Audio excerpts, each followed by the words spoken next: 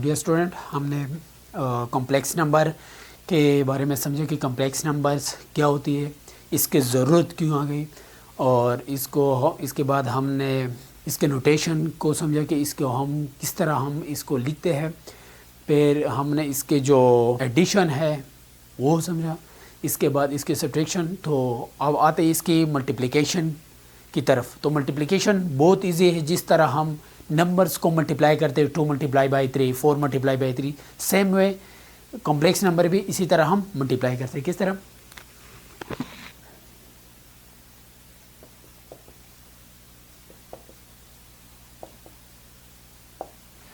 Multiplication of complex number. For example हमारे पास दो कॉम्प्लेक्स नंबर है, Z1 is equal to 2 plus 3 iota, और एक दूसरा कॉम्प्लेक्स नंबर है वो है 4 प्लस 2 आयोटा। तो हम इस दो कॉम्प्लेक्स नंबर है इसके प्रोडक्ट या इसके जो मल्टीप्लिकेशन है वो किस तरह करते हैं। हम इसको डिनोट करते हैं Z1 डॉट Z2। तो हम इसको इसी तरह लिखते हैं 2 plus 3 iota into 4 plus 2 iota. Simple, जिस तरह हम दो नंबर्स की मल्टीप्लिकेशन करते हैं सेम में इसकी मल्टीप्लिकेशन भी इसी तरह होगी। सबसे पहले 2 को हम मल्टीप्लाई करते हैं इसी कॉम्प्लेक्स नंबर को। सबसे पहले 2 को मल्टीप्लाई करते हैं इस कॉम्प्लेक्स नंबर को, फिर प्लस ये जो 3 है इसको भी हम इसी नंबर को मल्टीप्लाई करते हैं। 3 आयोटा को भी हम मल्टीप्लाई करेंगे 2 प्लस 4 प्लस 2 आयोटा को। अब बाय डिस्ट्रीब्यूटिव प्रॉपर्टी 2 इसमें मल्टीप्लाई होगा और इसमें भी मल्टीप्लाई होगा, फिर 3 आयोटा इसमें भी मल्टीप्लाई होगा, इसमें भी मल्टीप्लाई होगा। तो 2 को अगर 4 के साथ मल्टीप्लाई करते हैं 2 time 4 is equal to 8 plus 2 time 2 is equal to 4 iota, plus 3 time 4 12 iota, plus 3 times 2 6 iota square. तो फिर ये तो एडिशन हो गई। एडिशन के बारे में हमने समझा कि एडिशन किस तरह होती है। एडिशन जब हम करते हैं कॉम्प्लेक्स नंबर की तो इसमें रियल पार्ट्स को रियल के साथ ऐड करते हैं और जो इमेजिनरी पार्ट होती है वो इमेजिनरी पार्ट के साथ हम ऐड करते हैं। तो हमारे पास हो जाए 8 प्लस 4 आयोटा प्लस 12 आयोटा। या सबसे पहले इसको लिखते हैं। अच्छा, हमने इससे पहले जो यूलर नोटेशन था आयोटा की, क्या आयोटा को हम लिख सकते हैं -1 स्क्वायर रूट। तो फिर आयोटा स्क्वायर की वैल्यू हम -1, दोनों तरफ को स्क्वायर लेते तो आयोटा की स्क्वायर -1 आ जाए। इसको हम यूलर नोटेशन है। तो यहाँ पे जो आयोटा है इसकी जगह में -1 लिख सकता हूँ, तो 6 - 1। अब यहाँ से किया जाएगा 8 plus 4 iota plus 12 iota 16 iota plus और 6 - 1 इंटू -6। तो ये भी रियल है, ये भी रियल है। इसको हम दोनों को सम करते हैं। 8 - 6 is equal to 2 plus 16 iota. तो ये हमारे पास क्या हो गया, दो कॉम्प्लेक्स नंबर की मल्टीप्लिकेशन हो गई। ये स्टूडेंट, हमने अलजेब्रा हम पढ़ रहे कॉम्प्लेक्स नंबर का अलजेब्रा। तो इसमें हमने एडिशन भी पढ़ा, सब्ट्रैक्शन भी पढ़ा, मल्टीप्लिकेशन भी पढ़ा। अब आते हैं कॉम्प्लेक्स नंबर की डिवीजन की तरफ।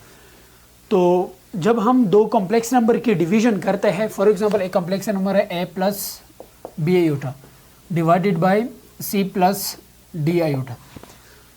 तो यहाँ पे जो डिवीजन है इसमें थोड़ी डिफ़िकल्टी है। हम दो कॉम्प्लेक्स नंबर की डिवीजन इसी तरह नहीं कर सकते। Means c plus D iota ये जो कॉम्प्लेक्स नंबर है यहाँ पे 2 इंडिपेंडेंट टर्म्स हैं, 2 इंडिपेंडेंट टर्म है। तो यहाँ हम डायरेक्ट जो डिवीजन है वो दो कॉम्प्लेक्स नंबर की नहीं कर सकते। तो इस डिफ़िकल्टी को दूर करने के लिए हमें चाहिए इसकी कंजुगेट। तो हम सबसे पहले कंजुगेट को समझते हैं कि कंजुगेट क्या चीज़ होती है। Conjugate of a complex number. Conjugate क्या चीज़ होती है? फॉर एग्जांपल हमारे पास एक कॉम्प्लेक्स नंबर है z is equal to 3 plus 4 iota. तो इसका जब हम कंजुगेट लेते हैं तो कंजुगेट को हम इसी तरह डिनोट करते हैं। तो असल में कंजुगेट क्या चीज़ होती है? कंजुगेट एक कॉम्प्लेक्स नंबर का वो कॉम्प्लेक्स नंबर जिसमें हम जो इमेजिनरी पार्ट है इसका सिर्फ साइन चेंज करते हैं, इसको हम कहते हैं एक कॉम्प्लेक्स नंबर का कॉन्जुगेट। तो इसका ये 3 + 4 आयोटा इसका एक कॉम्प्लेक्स नंबर है, इसका कॉन्जुगेट क्या होगा 3 - 4 आयोटा, ये एक कॉम्प्लेक्स नंबर का कॉन्जुगेट हो गया। अगर ज्योमेट्रिकली हम बात करें कि कॉन्जुगेट ज्योमेट्रिकली क्या शो करता है, फॉर एग्जांपल एक हमारे पास यहाँ पे एक पॉइंट है 3 और 4 XY कोऑर्डिनेट में, तो इसका ये अगर एक पॉइंट है तो इसका कंजुगेट से क्या मुराद है, कंजुगेट होता है एक मिरर इमेज। फॉर एग्जांपल ये यहाँ से एक पॉइंट है तो इसका कंजुगेट यहाँ पे बनेगा 3 - 4।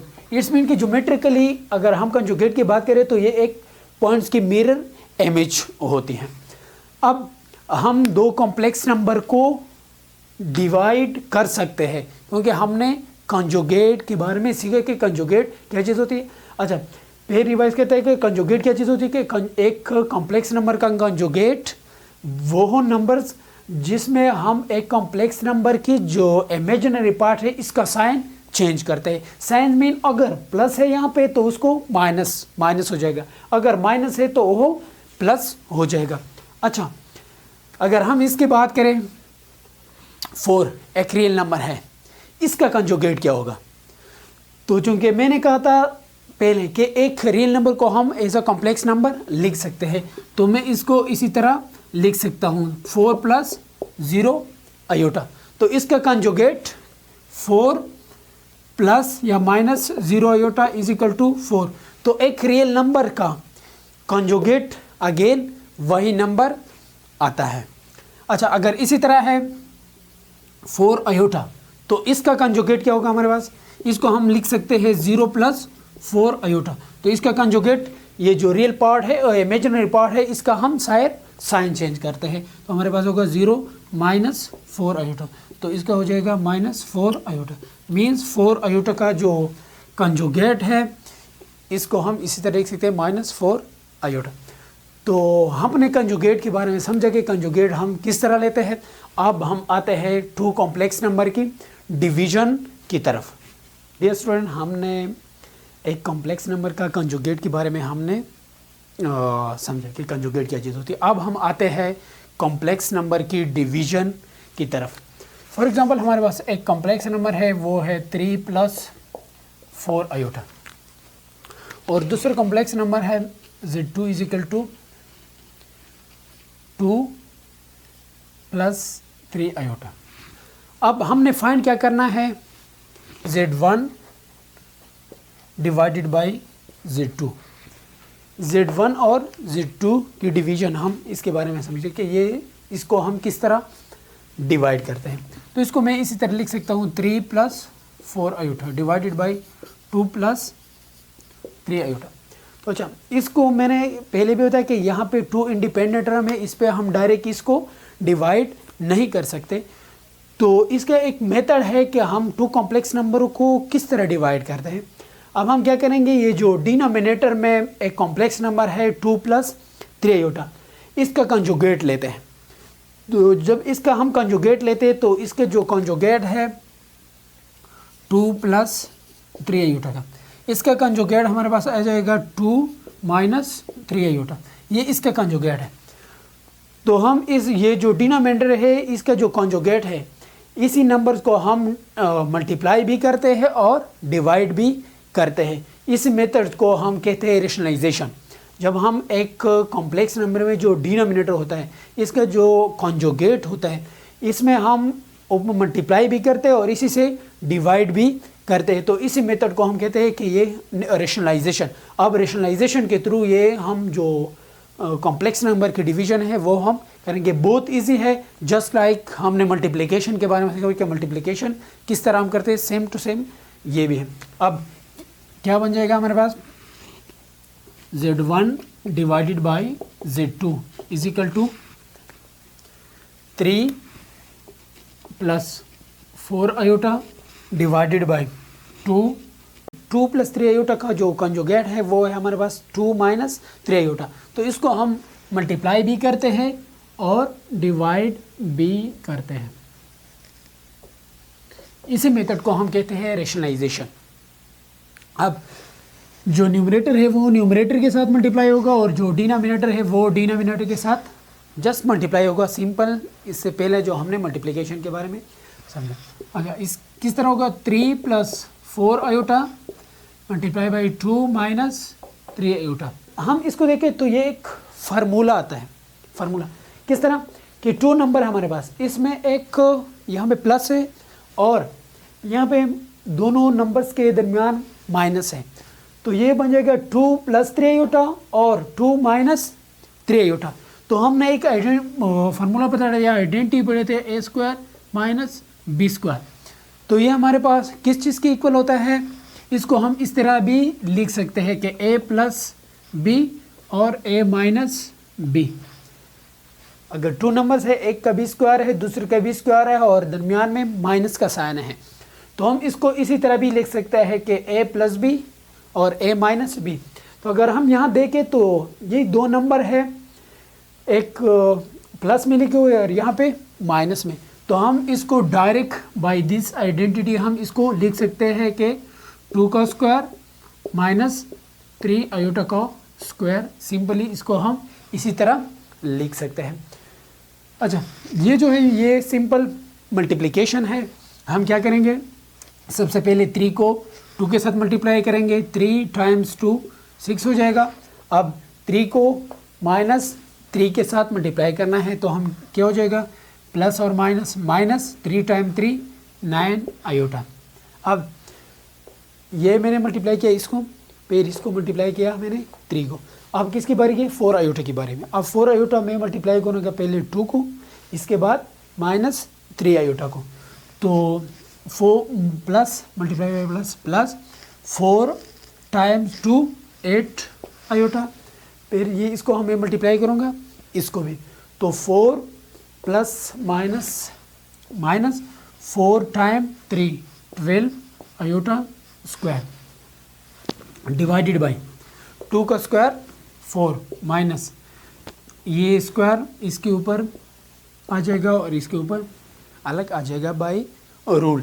अगर 2 नंबर के एक पावर है तो हम इसको अलग अलग भी लिख सकते हैं। जिस तरह फॉर एग्जांपल इसी तरह है 4x², तो हम इसको इसी तरह लिख सकते हैं 4² और x², इसको हम इसी तरह लिख सकते हैं। अच्छा, तो हमारे पास ये आ गई 6 माइनस 9 आयोटा प्लस 8 आयोटा -12।